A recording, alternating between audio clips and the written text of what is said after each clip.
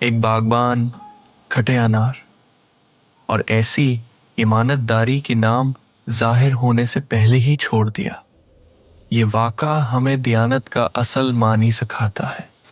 हज़रत इब्राहीम बन अदहम तख्त शाही छोड़ने के बाद कुछ अरसे के लिए एक बाग की निगहबानी और हिफाजत पर मुकर्रर हो गए। बाग के मालिक को ये इल्म न था कि ये बुजुर्ग हज़रत इब्राहीम बन अदहम हैं।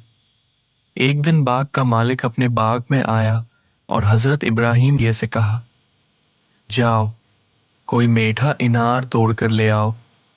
हज़रत इब्राहीम गए और एक इनार तोड़ कर ले आए। मालिक ने उसे चखा तो वो खटा निकला। उसने कहा, कोई दूसरा इनार ले आओ। हज़रत इब्राहीम दोबारा गए और एक और इनार ले आए। जब मालिक ने उसे चखा तो वो भी खटा ही निकला। इस पर मालिक झंझला गया और कहने लगा, इतने दिन गुजर गए मगर तुम्हें ये भी मालूम न हुआ कि कौन सा अनार मीठा है और कौन सा खटा। कभी अनार चुककर तो लाते।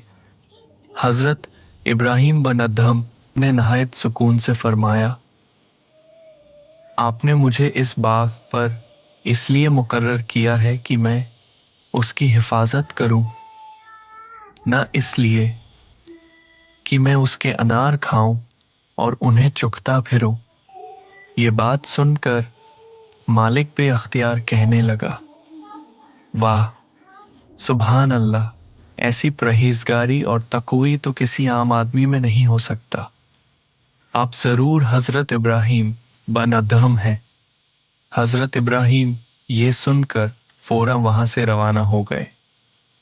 बाग का मालिक हैरान रह गया और सोचने लगा कि बुजुर्ग दरअसल कौन थे।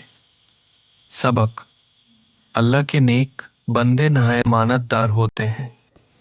वो कभी किसी के माल में खयानत नहीं करते, शबह से भी बचते हैं। ऐसे बुजुर्गों पर बदगुमानी करना सरासर नाइंसाफी और बड़ी ज्यादती